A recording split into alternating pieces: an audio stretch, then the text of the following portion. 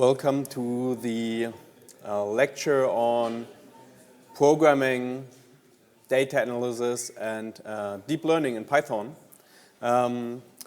Last week, we've been talking about Pandas, our tool for analyzing big data sets and doing data analysis, data science. And today I'm going to continue to finish some more advanced topics in Pandas, and then afterwards some more advanced topics in NumPy. And then afterwards we will proceed to more concrete algorithms such as least squares, and then afterwards logistic regression and deep learning. So, but first, last week we've ended here. So we had two series. One was this series S1 with the indexes or with the index labels B, C, E, and F. So we have values or rows for B, C, E, and F in this series. And then we had a second series S2 with index labels B, C, E, and F. So they don't match 100%. They overlap a bit, but they don't match 100%. And then when we added them, S1 plus S2, we got a lot of these not the numbers. And can anybody say why we get all these not the numbers when we add S1 plus S2? Why are there so many? Yes? Yeah, we don't have the value for both of the series. Maybe if we quickly write this series, maybe I can quickly show it on the board. So we have S1 with values for B, C, E, and F.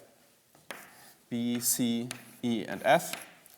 And then S2 has values for A, B, D, and F. And the values for S1 are B is 1.1, 2.1, negative 3.1, and 1.3. And for S3, the value for S2, the values are A is 3.2, B is 2.1, D is negative 1.1, and F is 1.2. Now, if we add this and this, then we see that there's a lot of missing values, right? Not all values are available in both of them. So if we add them, then what Pandas does, it fills all these missing values with not a number.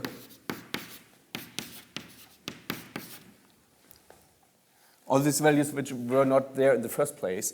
Now when we try to add them, Pandas has to put something, and Pandas puts not a number.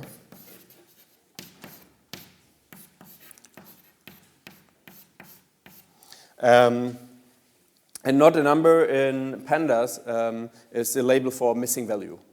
In other languages, I think in R it would be, in the programming language R, it would be NA for not available, I think.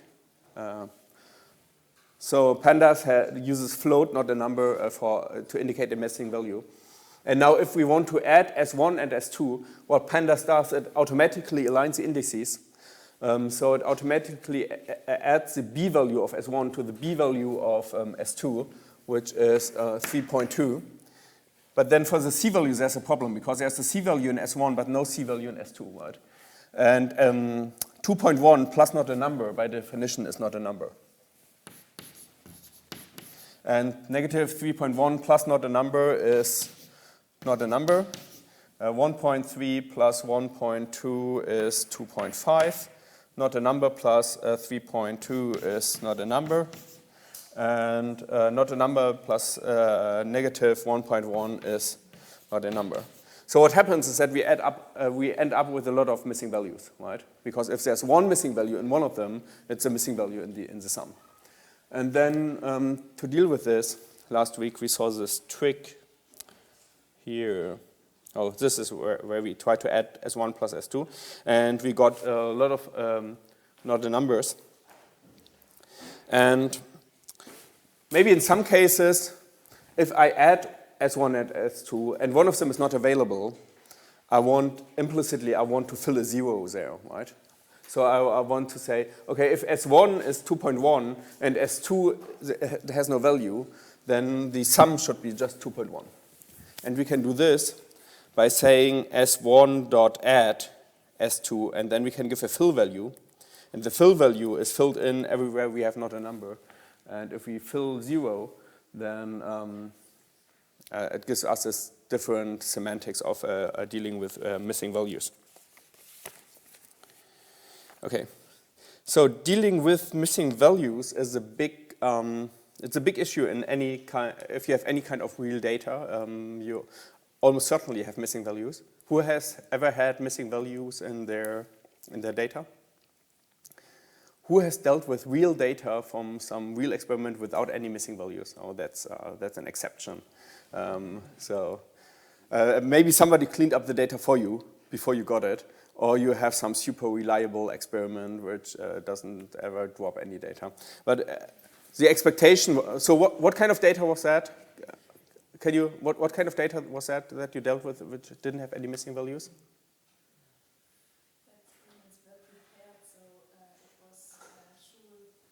So somebody else prepared the experiment for you? Oh. Okay, so somebody else put a lot of effort to guarantee that you are not getting any missing values. Okay, that's convenient.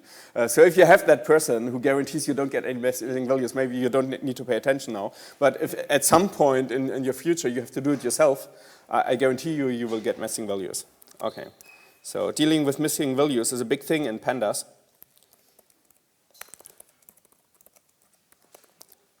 And we already saw that even in the Nokia data set, even in the Nokia stock prices, we had missing values, right?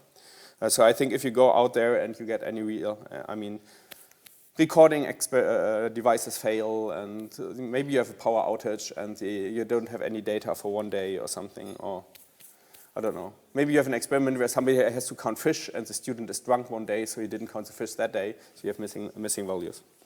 Okay, so we get a lot of missing values if we add S1 and S2. S equals S1 and S2, so S is this. The problem is that if you have a missing value somewhere and then you keep calculating and you say that everything that has a missing value somewhere is also missing, then after a lot of calculations you end up with only missing values, right? If you, for example, if you take the average over 10,000 data sets and one of them is a missing value, and then you say that the entire average is undefined, then you end up with very few or no real data at all. So there's this function in series, which is s.isNull, and isNull gives you it gives you a Boolean series which just tells you whether the value is missing. So it gives you true when there was not a number and false otherwise.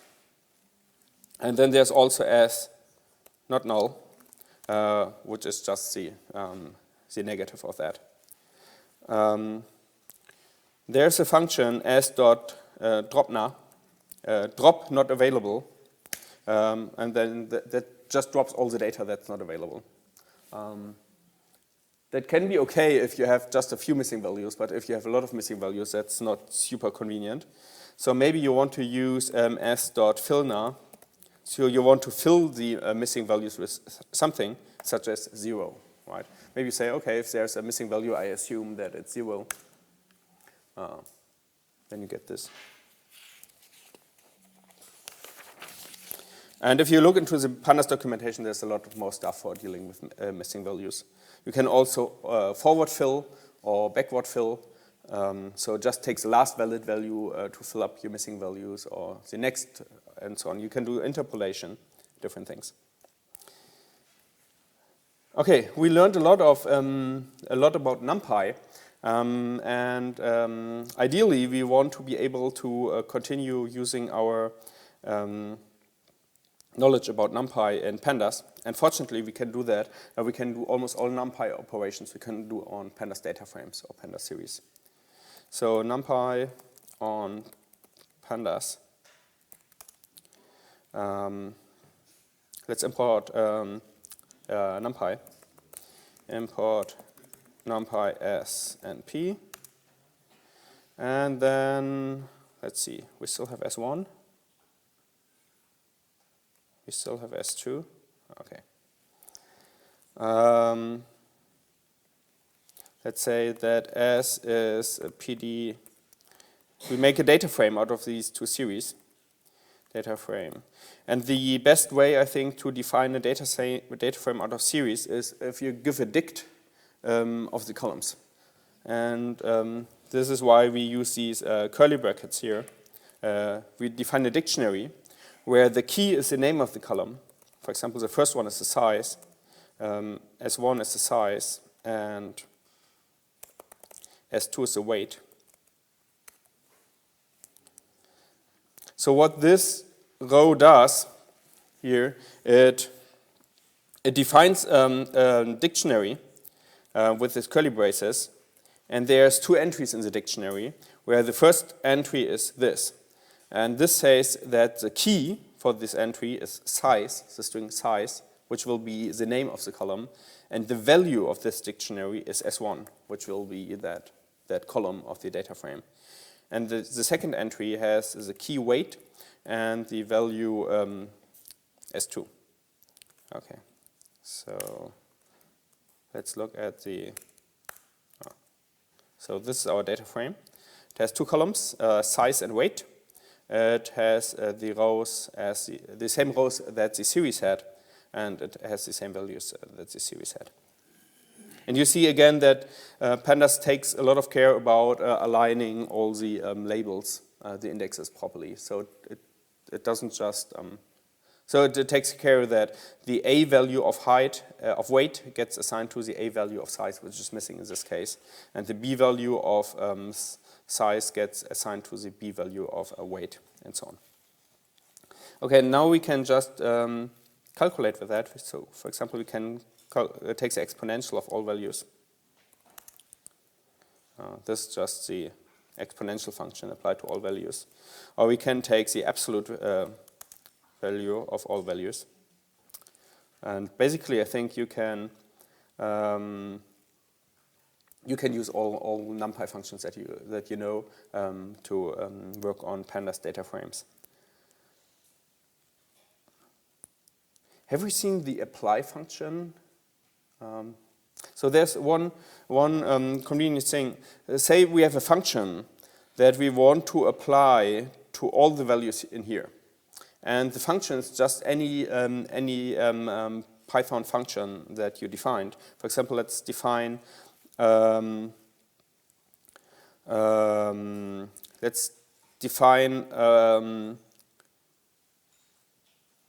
function that calculates the maximum minus the minimum. So that is the difference between the maximum value and the minimum value. So for size, it would be 2.1 minus a negative 3.1 would be 5.2. And then we want to apply that to all series or all columns in this data frame. So we just define any Python function. That can also be something else that you want to calculate. Let's call this diff. And the function is very simple. It just returns the max minus the min. And now we want to apply that to all columns in this data frame. And we can simply say s.apply diff. Oops. No, that didn't work. Unsupported operand type, method and method. Oh, I forgot to see. Where is this? Okay, now it works. So now it works by columns, and it applies this diff function to the first column and to the second column. And you can do that with any function that you apply. And maybe you also want to apply the same function not across the rows, but across the columns. And you can say s dot apply diff access equals columns. And now it applies this function for each, so across the columns. So this is so it takes the maximum here 2.1 minus 1.1, which is 1.0, and so on. And everywhere where it's not a number, the result is 0.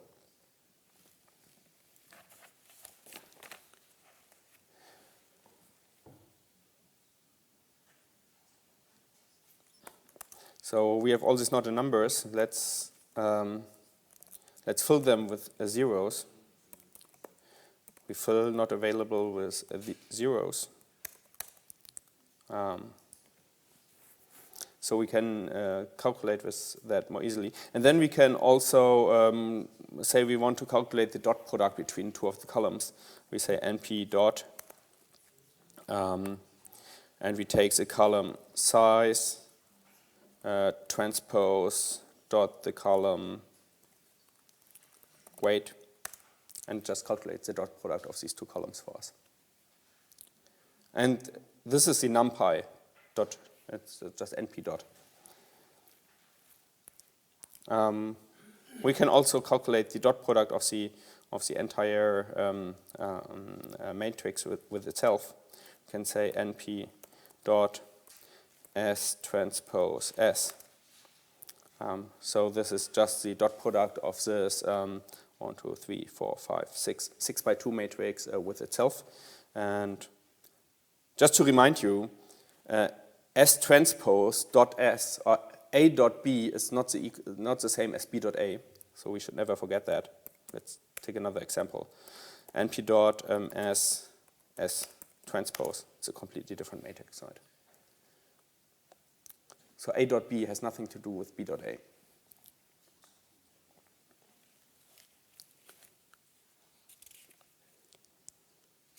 Okay, then we have some more advanced pandas topics.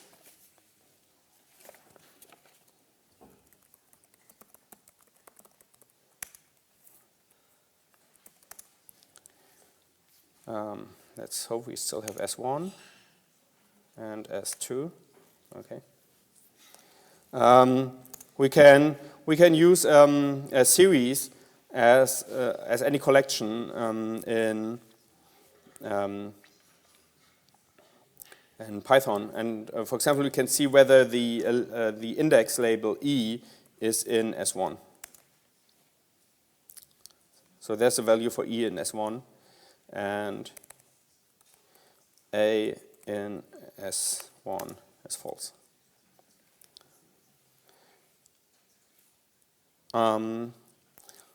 Here for this series S1, you can see here, when we look at the series, that it doesn't have any name. We can change that, because it might be convenient to give a series a name if we have a lot of series flying around. And we can just say S1.name is, for example, let's say this is weight.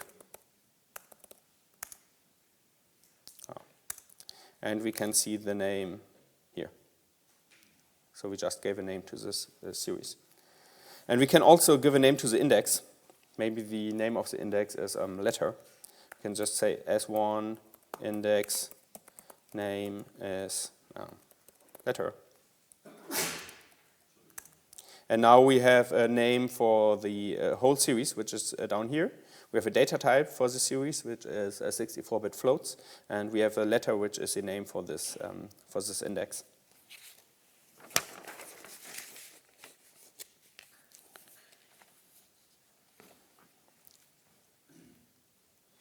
We can play around with this a little bit more. We can make a data frame out of these two.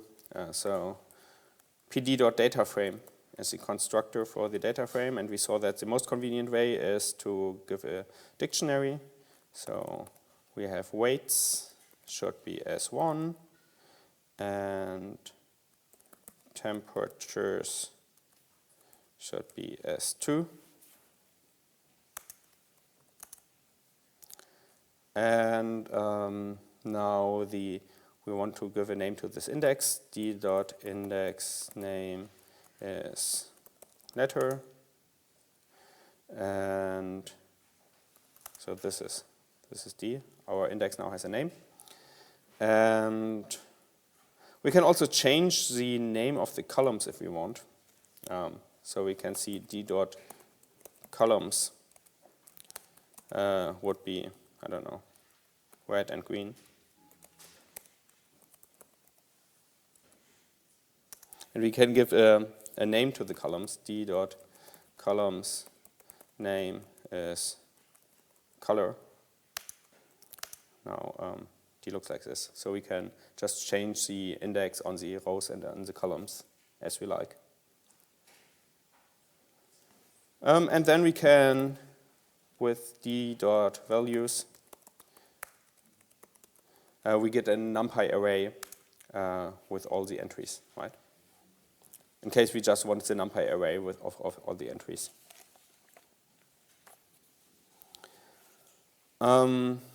Sometimes you want to change the index here. You want to reindex the data. So let's go back to S1. S1 was this. And maybe we want to define a new series, which is S1 but reindexed. And you give the new index. For example, it should be F, E, D, C, B, and A. And what Python does, it keeps the assignment of the index. So B here is still B here, even so it keeps the assignment of the values to the index labels, even though now the order is different. And for the index labels is a new index where we don't have any values in the series. Python just adds not a number. Now we have this not a number, and maybe we want to take, if we have a monotonically increasing index, A, B, C, D, E, F, that's monotonically increasing. Maybe we just want to fill all the not numbers with the previous value. So we want to do a forward fill where the last valid value gets propagated to all the missing values. And we can do that if we just say reindex, and then the method for dealing with missing values is forward fill. And now the value for D got forward filled from the value for C, because pandas can see that the index is monotonically increasing, so it can say that D is missing, so I will just take the previous value from C to fill it. I can also drop entries, so S5 is S4 drop. Maybe I want to drop columns A and C. So just drop these. It just dropped these entries from the series.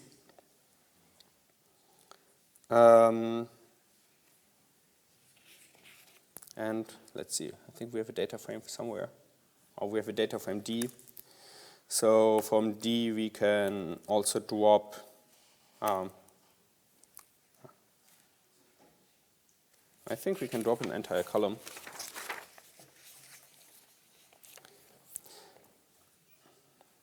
So let's drop the red column. We have to say that now we refer to the axis columns. So this gives us a new data frame where the entire column was dropped.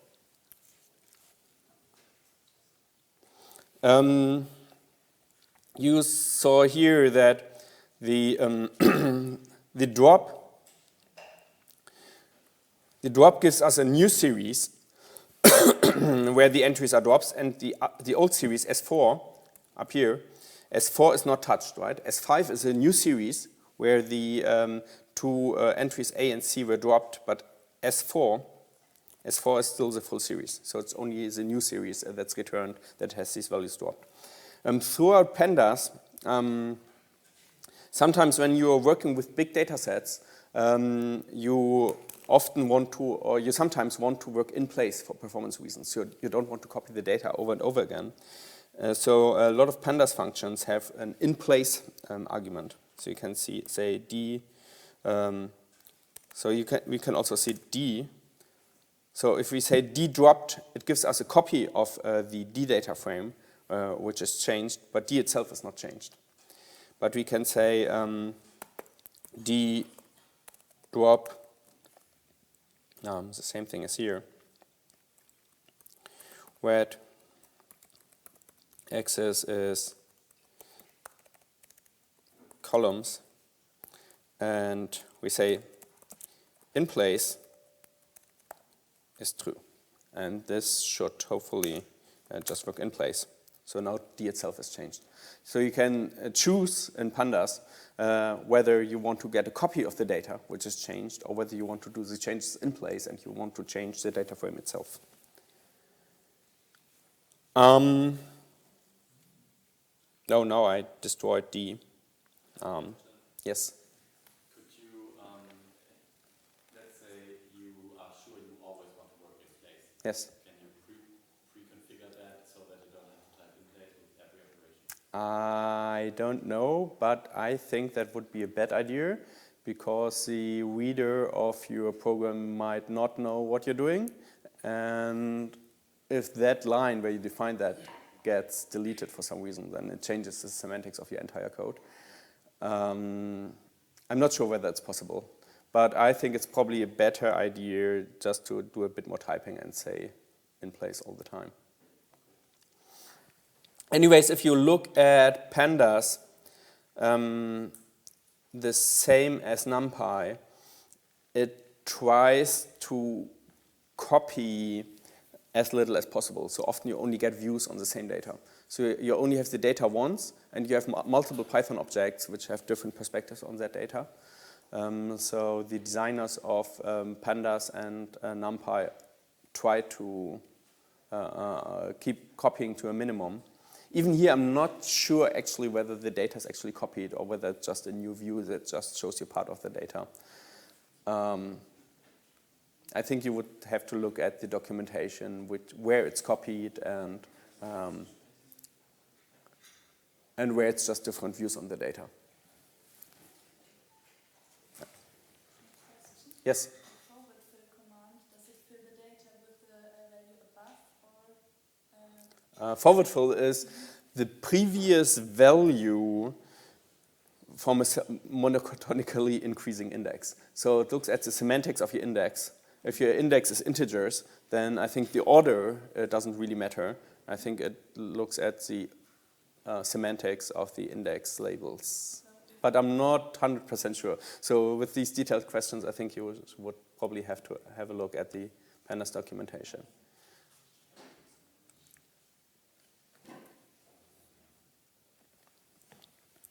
Okay, then there's something that, let's get back our data frame. D. And we just killed D here.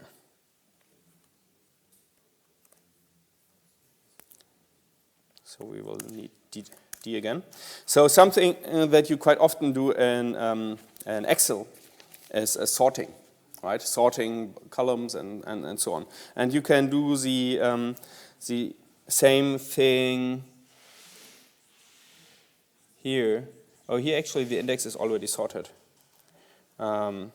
Anyways, if the index were not sorted, you could say D sort index. And then it sorts by the index.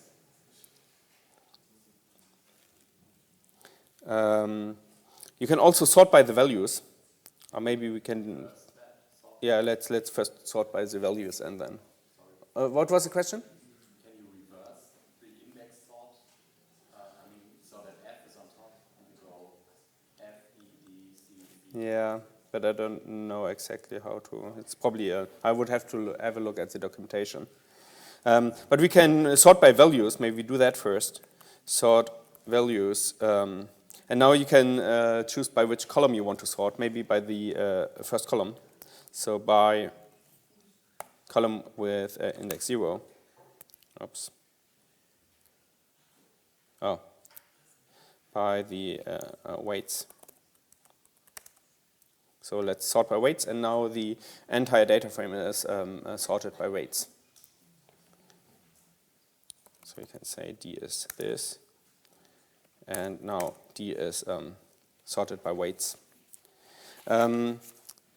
And you can also, here we see that now the entire table is sorted by the weights, but for the ones where there's no clear order, for example for these two, maybe we want to sort first by weights, and if we cannot sort by weights, then we want to sort by temperatures. And we can do that. We can say D equals D sort values by first by weights, and then if the weights are the same, we want to sort by temperatures.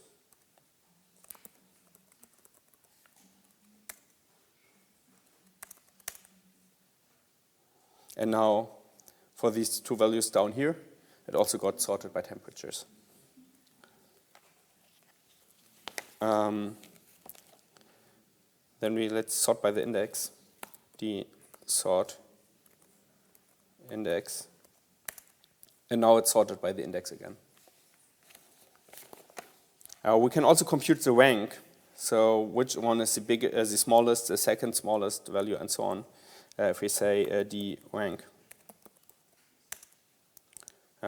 This just tells us that for weights, E is the smallest, B is the second smallest, F is the third smallest, and C is the fourth smallest.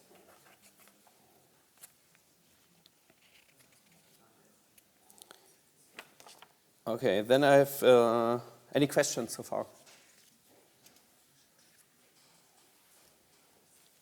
I have a bit more about descriptive statistics.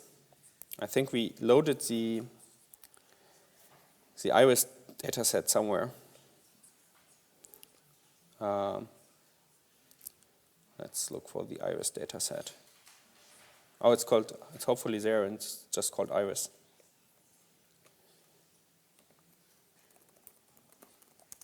Oh, here it is. So what we can do is, if we want to get a quick overview, as we saw last week, we can just say iris.describe. I think this also helped you for your exercises, right?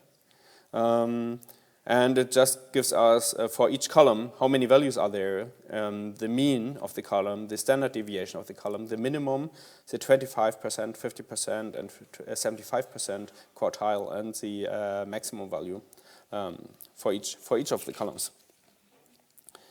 We can also say iris.sum, and this just sums along your column.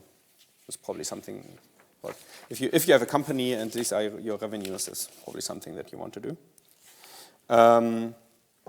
We can also sort along the columns. So we can say iris.sum, and the axis should be columns. Let's not print the whole data set, let's just print the first few columns. So, and this, I mean, this doesn't make any sense semantically now, but this sums, for the first row, it sums the sepal length, the sepal width, the petal length, the petal width, the name, the one, the long petal, and the petal ratio. Interesting. So the sum seems to be 18.2. But probably in some other context it makes more sense to compute a sum. And we can also say iris.min, and it gives us the minimum value for each column, and max and so on. Let's see whether we still have the Nokia dataset. Yeah, this was our Nokia dataset. Because pandas comes from finance, of course we can compute the percent change from each row to the next. So we can just say noc.percent change. Let's take the first few rows of that. So the change from the 3rd of January 1994 to the 4th of January 1994 of the open price was negative 1.3%. So you lost a little bit of money on that day. We can also compute the correlation of two series. For example, we can compute the correlation between the high value and the low value. Hopefully it's a high correlation. So we can say Nokia. So we take the high values and we correlate them with the Nokia low values. And the correlation is 0.9994. So opening or high and low values for every day on stock prices are very highly correlated.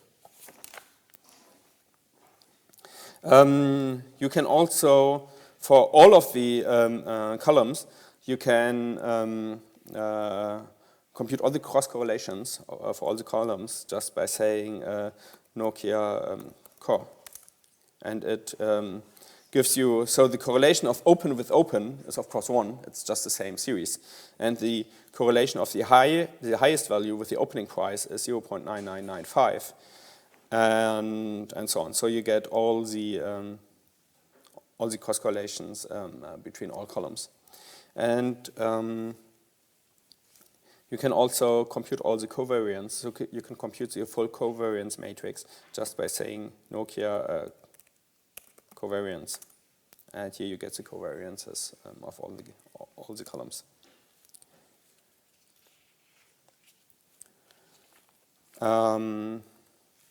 Then sometimes you want to check for unique values and similar stuff. So let's go back to our iris data set.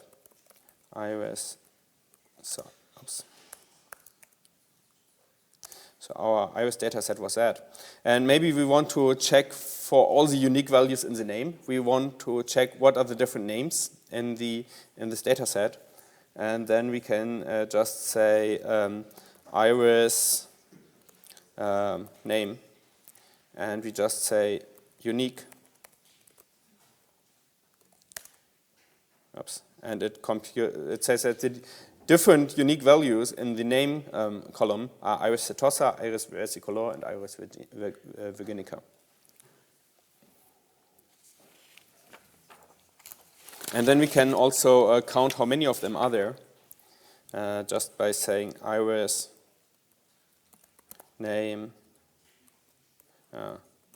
value counts. So it tells us that there's 50 times iris virginica, 50 times iris versicolor, and 50 times iris setosa.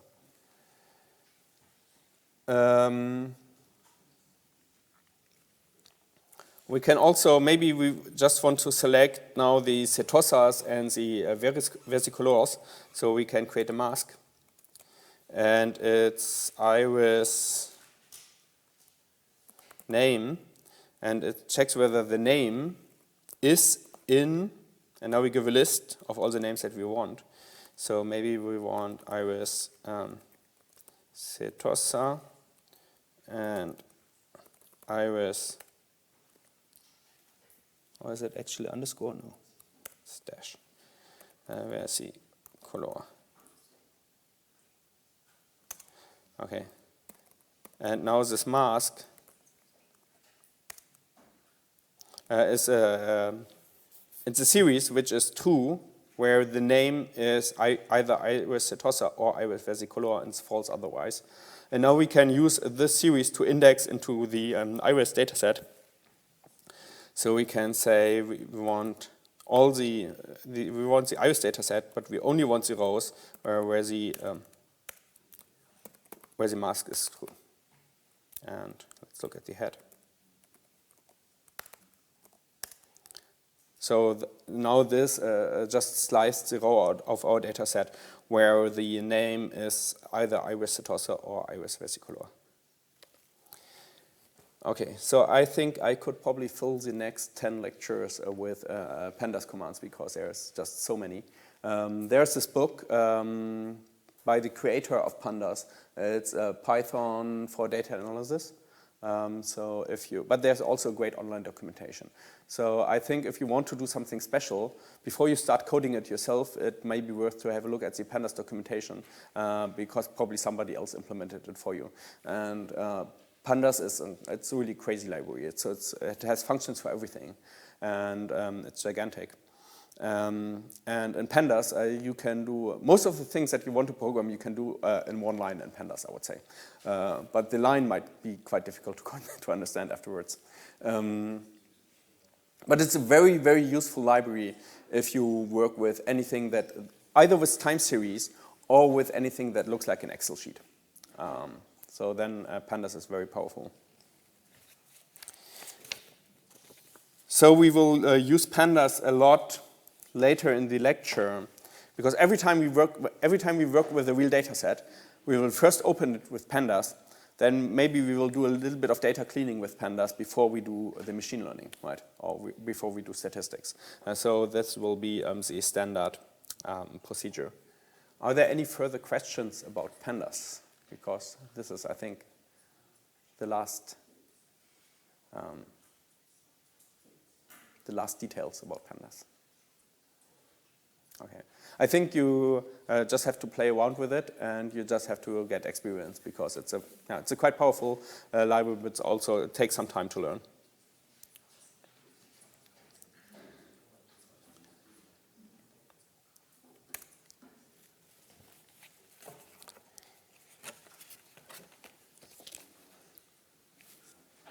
Okay, so that was pandas. And now I have a few more details about NumPy.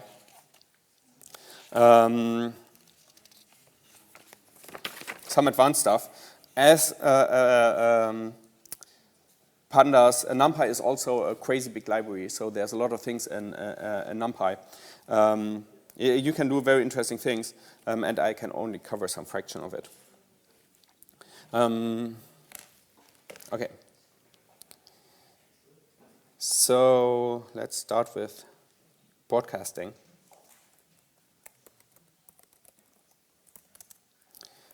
Import NumPy as NP. Say you have a vector. A is np dot array. The entry is 1, 2, 3, and it's a column vector, so I want to transpose it. So say you have this column vector. Did anybody of you ever implement something like this? A plus 10. Whoever wrote something like this? A plus 10, okay. I think you do that a lot in NumPy. Who has ever seen something like this in mathematics?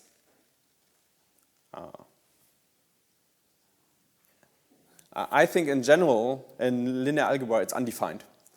Because 10 is a number and A is a vector, and you cannot add a number to a vector, right? So mathematically, this shouldn't exist. So you have a vector, 1, 2, 3, and if you add 10 to this, any mathematician would tell you it's undefined. You cannot do this, right? You can only add vectors to vectors. So it's a bit crazy that we can do it in NumPy. But somebody had the, I think, great idea that it's a lot less writing code if we allow to do this. Does anybody have an idea how you could define this so it actually becomes defined? Yes? By adding 10 to every single number inside the vector? Yeah.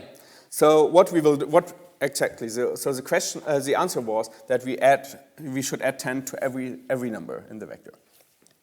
And the idea behind this concept is that we remove this 10.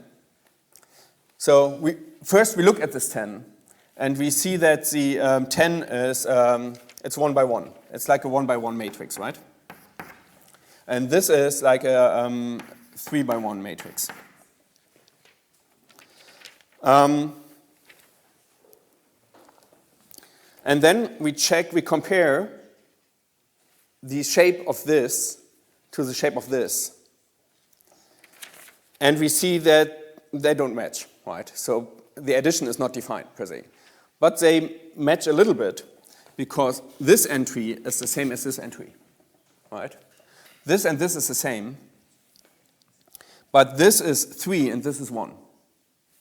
So in order to make this defined, I should make this 3 by 1, so it becomes defined. And the idea is just to copy this as often to make this a 3.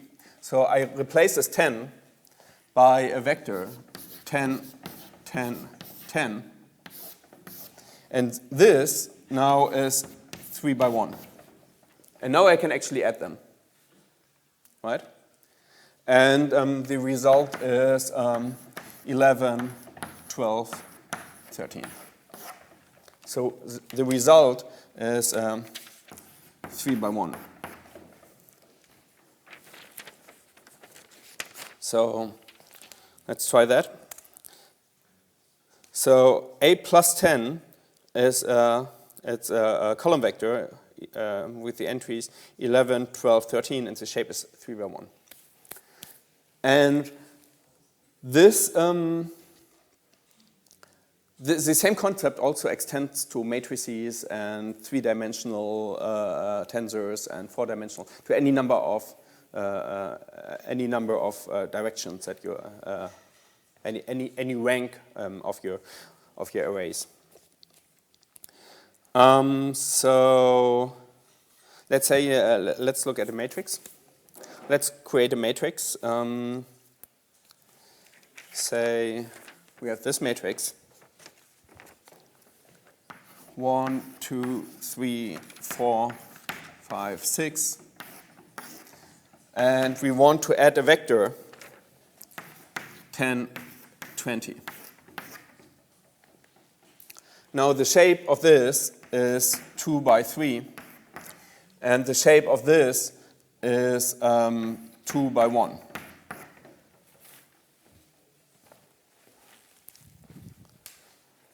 Now we can see that this matches. And here in the second position, where we should have a 3, we have a 1, right? So what do we have to do with this vector so that addition becomes defined? Does anybody have an idea of what we can do with this vector so that addition actually becomes defined? Yeah. Yeah. We remove this and we replace it by repeating the same vector 3 times. 10, 20, another time 10, 20, another time 10, 20. And now this is 2 by 3. And this is actually defined. Now we can add this matrix to this matrix. And the result is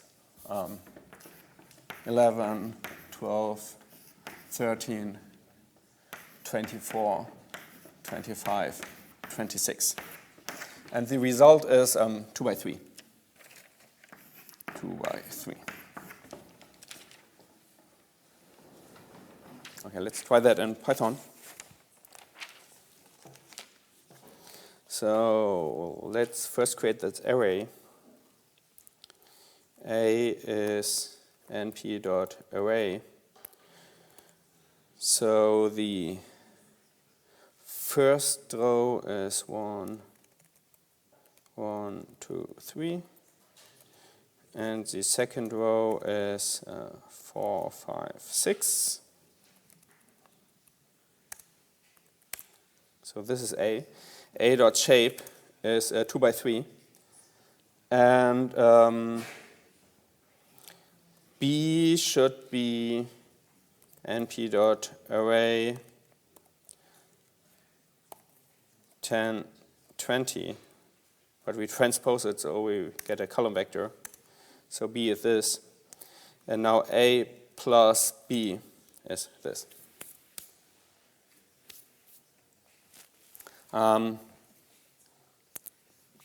We can continue this.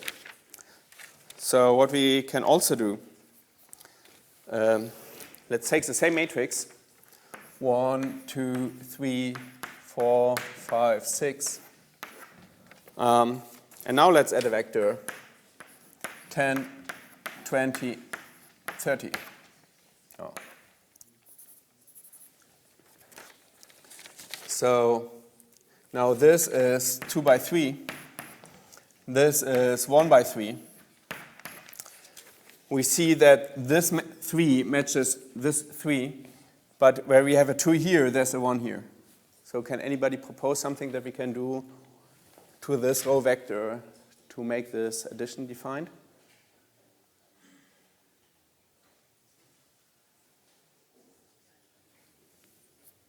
What should, yeah.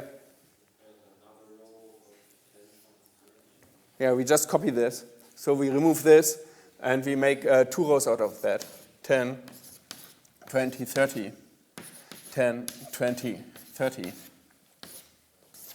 Now this is 2 by 3, and now the addition becomes defined. And the result is 11, 22, 33, 14, 25, and 36.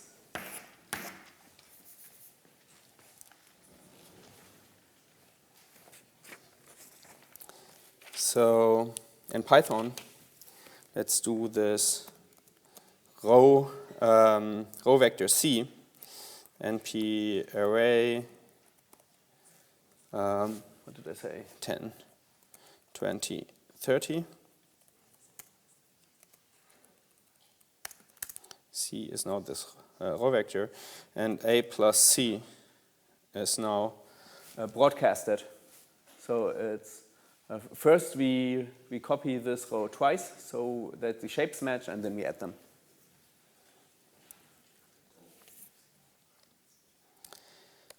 And you will see this a lot in NumPy code, and it looks very inconspicuous. It's just A plus C until you notice it's mathematically undefined. And then, but it works with broadcasting sometimes. So if these dimensions match. So the rules are as follows. Some of the dimensions have to match, and the others have to be 1 in the case where there's another number in one of the others. And then we just replicate that and make the matrices fit, and then we perform the computation. Are there any questions for broadcasting?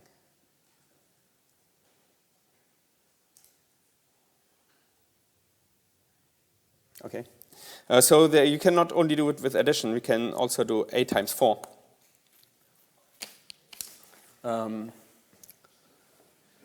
So we have this matrix 1, 2, 3, 4, 5, 6, which is 2 by 3, and we have this 4, which is 1 by 1. Can anybody propose what should happen to make this defined?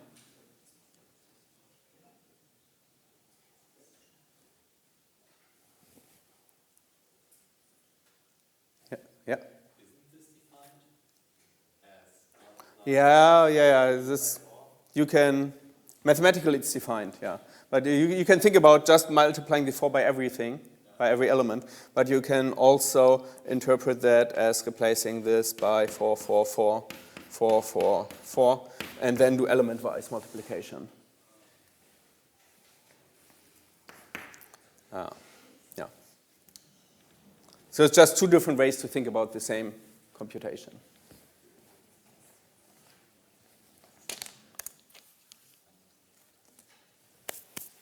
But this one is actually mathematically already defined. Let's do an example. Say we want to subtract mean from each column of a matrix. Let's create a matrix X. X is NP random, and it's a 4x3 matrix with random values which are normally distributed with mean 0 and standard deviation 1. So this is our random matrix. And let's say we want to subtract the mean from each column. First we should compute the mean of each column. So the column means are x dot mean and x is 0. Col means. So these are just the means of each of these columns. And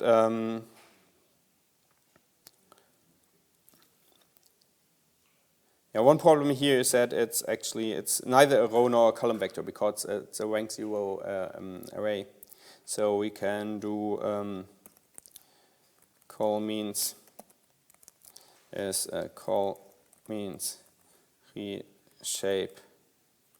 So we want this to have 1 row and 3 columns. And now col means is this. So the difference here is that this is a rank 0 array, and this is the row vector, right? Because you see these, this braces here twice.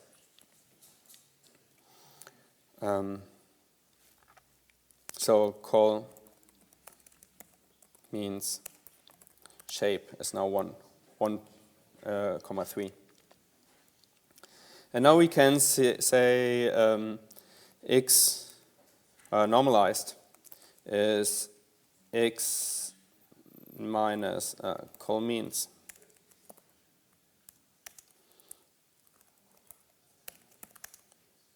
And we subtracted the mean from each of the columns. So x norm, if we now calculate the mean of each column, it's very close to 0 for each of the columns. So we normalize by the columns.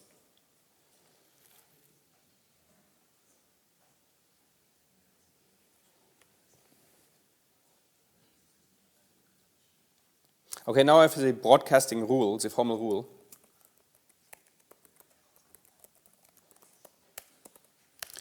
And the rule is the following. 2 arrays are compatible. This is the NumPy definition.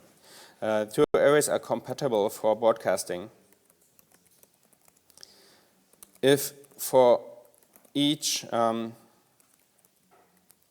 trailing dimension, starting from the end,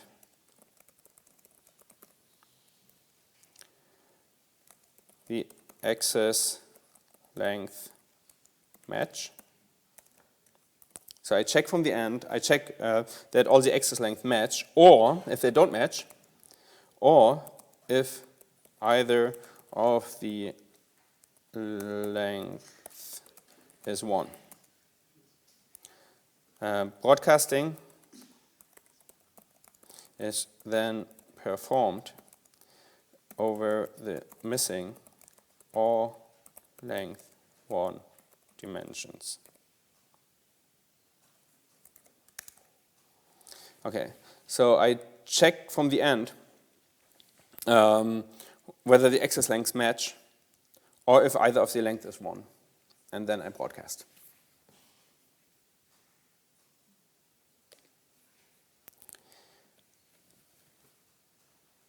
I think the checking from the end is important if one of the arrays has less dimensions than the other one. It might be that one of them is 1-dimensional or 0-dimensional and the other one is 2-dimensional, so I have to start from the end. Okay, I can also do it by rows. This was our matrix X, and now I can do the row means by X mean along the rows. So the row means shape is now it's a rank 1 tensor. So it's neither column or nor a row vector. So I will reshape it. Row means reshape to make it have 4 columns and 1 row.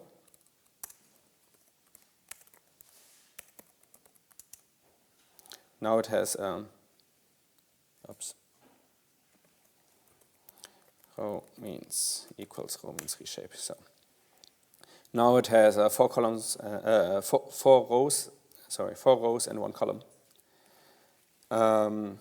So row means shape is now 4.1 or 4,1, and X rows is X minus row means.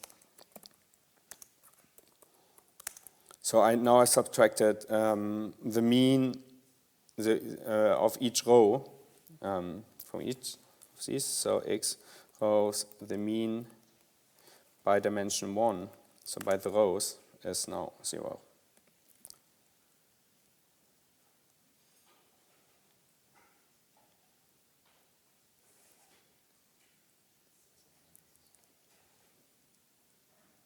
Okay, so what we can also do is we can say, so X was this matrix.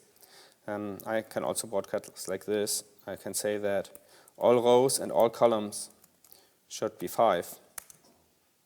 Now X is this. And I can define it in a row vector, lowercase x, as np.array 1, 2, 3, 4. Actually, I want this to be a column vector, so I transpose it. So now X is this. And now I can say that for the matrix X, capital X, all the columns should be this. And now X is this. I just replaced all the columns by this column.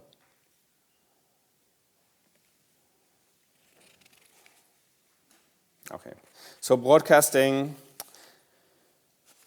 The thing with broadcasting, it's super convenient, and it works most of the time.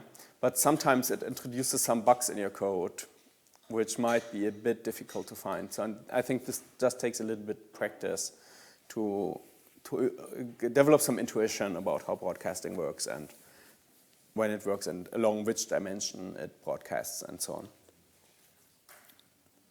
on. Then we have a number of further NumPy tricks.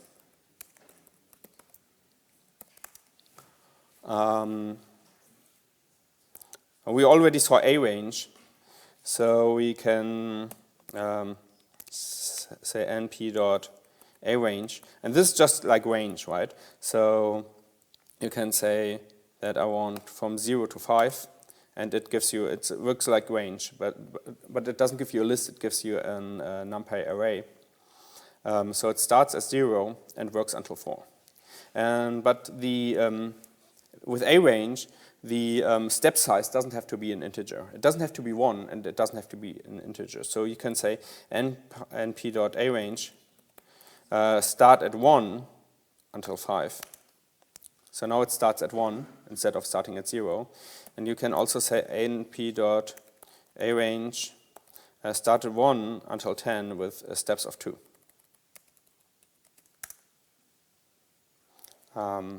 Now the 10 is excluded, starting at 1, step size 2. But the step size doesn't have to be an integer. So you can say np.arange from 1 to 0 to 5, or maybe 1 to 5, with a step size of 0.1.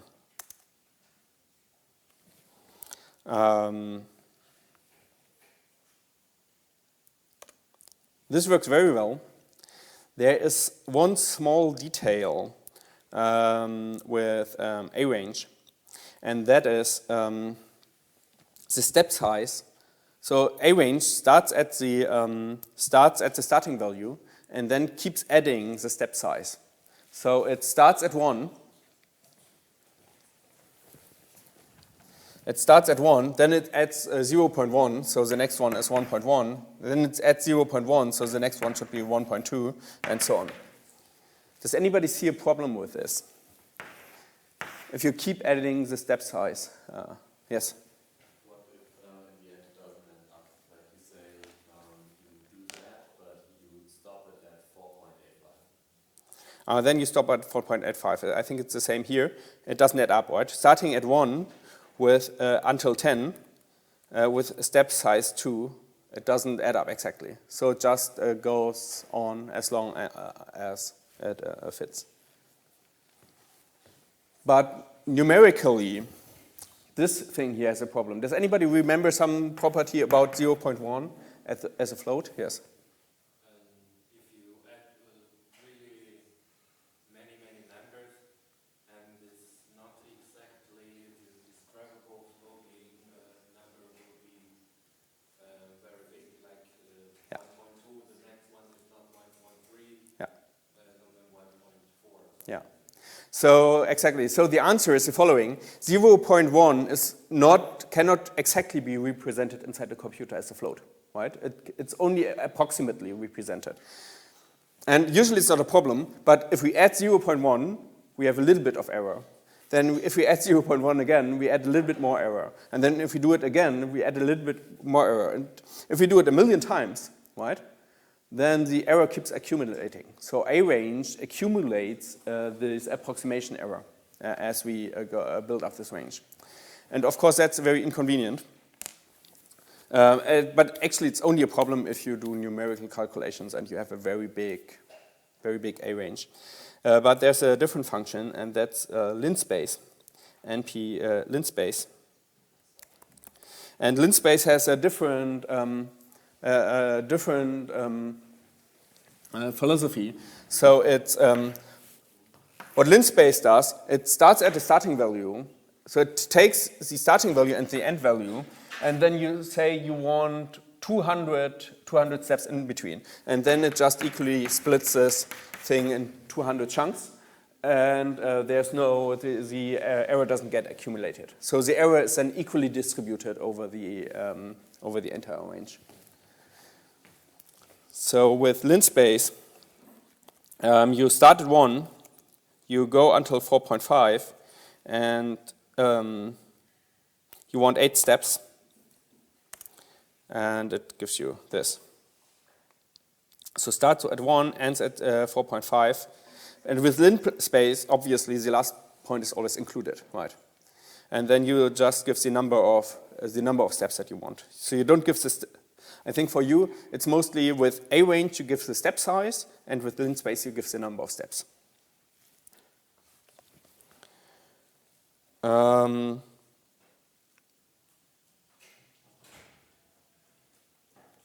Okay. And then sometimes for plotting you want to have two-dimensional. So sometimes you want to evaluate a function on a grid,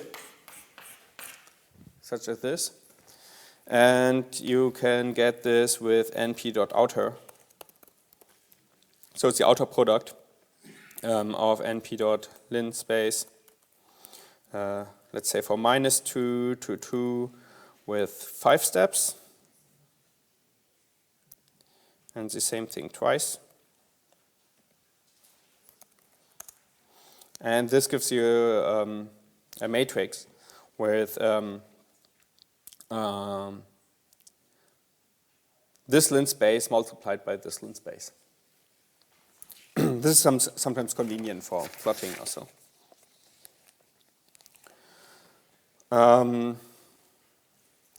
Then sometimes we want to extract items that meet some condition from an array, extracting and replacing. So say that X is NP A range 20. So it's from 0 to 20. And now we want to set all the even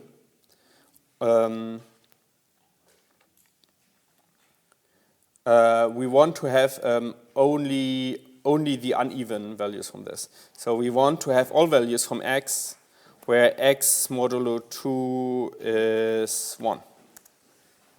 So these are all the uneven values. Or we want to replace all odd numbers with -1. So X is still this. And what we can do is we can say np.where. So where X modulo 2 is 1, we want to have -1, otherwise we want to have the value from X. Now, for all the, if X modulo 2 is 1, we got -1. So for example, here and here and here and here. And for all the other remaining values, we just got X.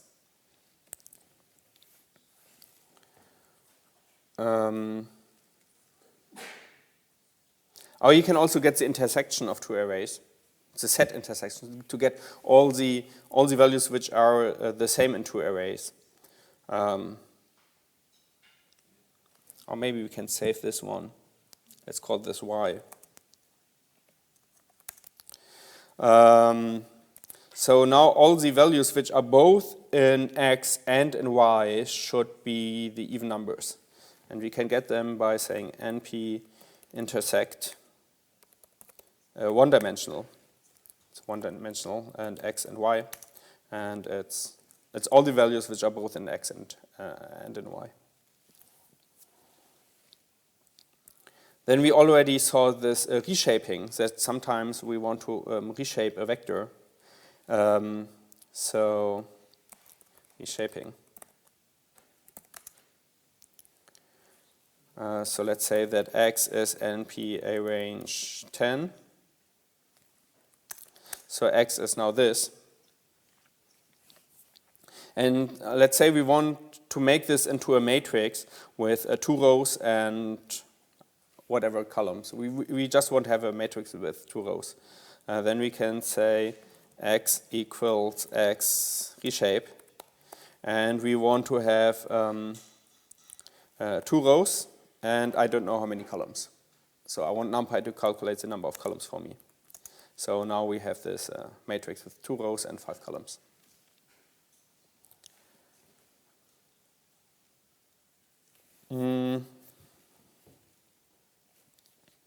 I think we already saw VStack and HStack. I can show them again. So let's say we want to stack them on top of each other. We can say np.vstack, vertically stack. And we give a list. So I want to stack X on top of X. Or maybe I want to stack them horizontally. I say np.hstack X next to X.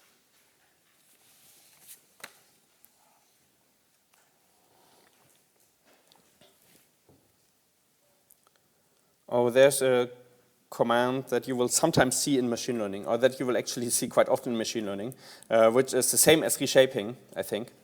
So let's say we have X, so is this, and then I say A is X flatten, and it just flattens the array. So now A is this.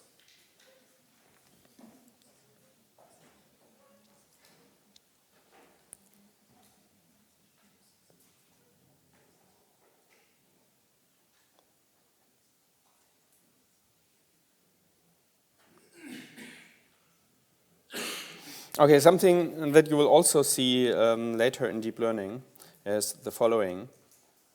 Say we have a matrix. A is NP random, it's I don't know, something dot something matrix. So for example, it looks like this.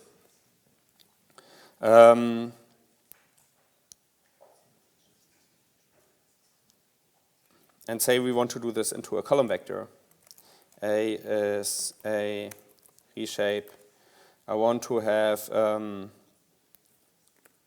I don't know how many rows, but I certainly want to have one column. So now I made this into a column vector. And now a shape, the shape of this is 4.1. So the number of rows is 4, right? So I want to, for example, I want to divide by the number of rows. I can say that M is a shape 0. And now I want to compute the average of all of these, squared. So I want to square all these values so that I get only positive positive values, and then I want to sum all of them, and then I want to divide them by the number of rows. And this is called the mean squared error. Say these are error values.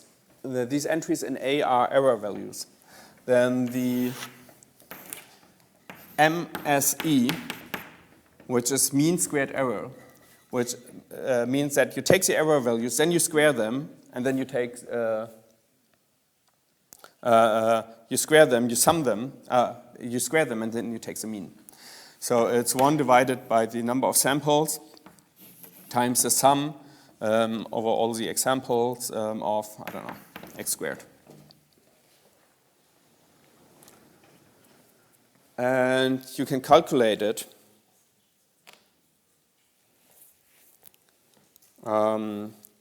either like this. A np dot sum of A times A, 1 divided by M times this. Or what you will see sometimes is the following. It's C is, you will see this, 1 divided by M times NP dot A transpose A, which is the same, right? It's because the dot product of A transpose with itself has the effect of squaring all the values in A and then summing them up. And what you see here is that this up here, that is a nice float, but this down here, that's a two-dimensional matrix with one entry, right? Which is sometimes a bit inconvenient. So what we then have to do, so this C, the type of C is an ND array, and C shape is it's a 1-by-1 matrix. So there's this NumPy command, which is called squeeze. D is squeeze C. Oops. Oh, np.squeeze, of course.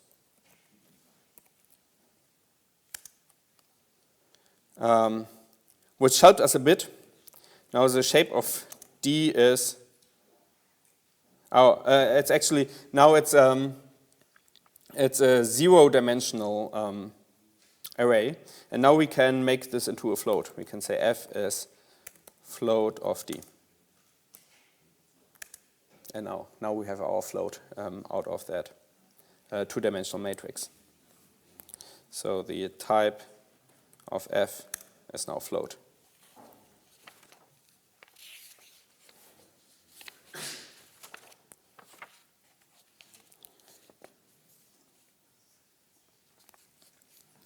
Okay, then there's something that can help you sometimes to, if you have a function that's defined, you wrote a function.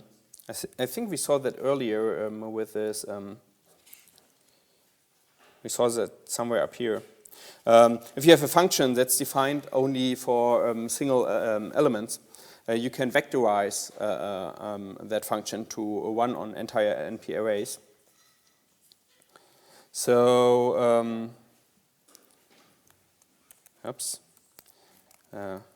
vectorize. So let's say we have random numbers. Import, let's random. Let's say we have a function that changes even numbers. If it gets a number, and if it's an even number, it changes it to a random number, and if it's an odd number, it doesn't do anything. So even to random. So it gets a number, and then it checks if x modulo 2 is 0, so x is even, then I return a random number. It's just to give you some function, maybe some random number between 20 and 30. And else, I just return x. Okay. Now we have a function that works for individual numbers, right? It works for floats. So we can say even to random of 1 is 1, and even to random of 2 is some random number. And say now we have an ND array, and we want to apply that function to every element in that ND array. So maybe we have x is NP arrange, it's a 20 element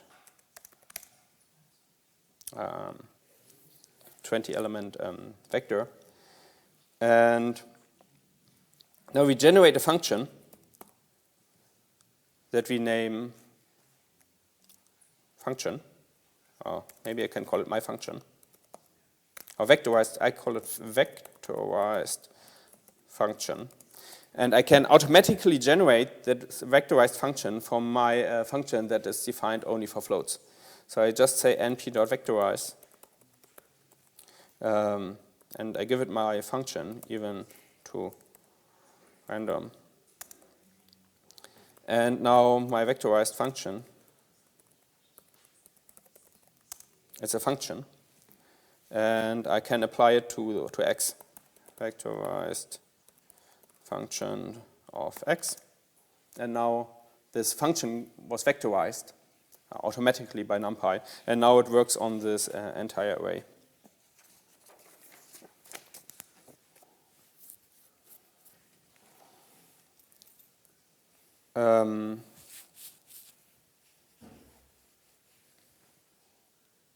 Okay, there's a few more advanced things in NumPy.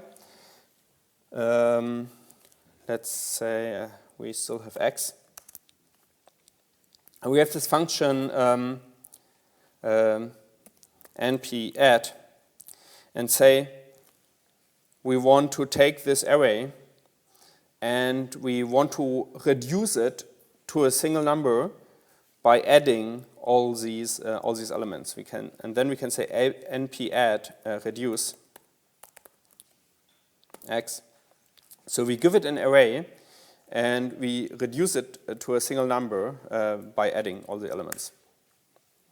And you get this for, I think, for all the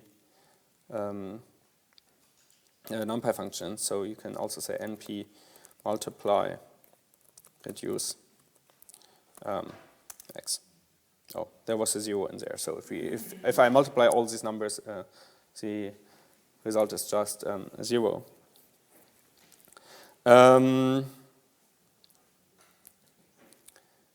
Then I can also do the cumulative sum. So the first element of my result should be just the first element. Then the second element should be the first element plus the second element. And the third element should be the first plus the second plus the third, and so on. And this is called accumulate. So I can say np_add accumulate x. And it just calculates the cumulative sum.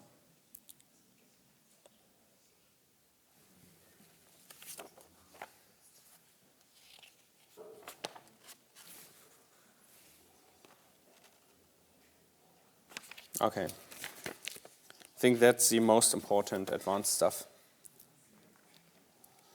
Any questions so far? About NumPy? Okay. Then, in order to do the most more advanced stuff a bit later in the lecture, we'll have to repeat a little bit more of the linear algebra. So let me start now with some very basic stuff. So if we have two vectors, say we have the vector 1, 0 and the vector 0, 1, then this vector is 1 to the right and 0 up, so it's just 1 to the right, and this is 0 to the right and 1 up, so it's just this vector. And then we can add these vectors. We can add this vector plus this vector, which is maybe we can do it here. It's this, which is just this. So it's this vector plus this vector, right? And I can also multiply this vector by a number and multiply this vector by a number. So I multiply this one by alpha, and I multiply this one by beta. So, which basically scales the vectors. It makes them longer or shorter. And if I multiply this one by alpha and this one by beta, then all the combinations that I can get are all the vectors alpha and beta, right? And so all the vectors that I can get by adding these two vectors with this one multiplied by some number and this one multiplied by a different number, they fill the entire plane. I can get any vector, right? So if I take a fraction of this vector and then some fraction of that vector, I can get any vector on the plane. For example, I can take -1 times this vector, minus 2 times this vector is this vector. And if I look at all the combinations, I can get the entire plane. And so I can get all of R2. And I call this the span of these vectors. So the span of 1, 0 and 0, 1 are all the combinations by taking some fraction of this vector and some fraction of that vector.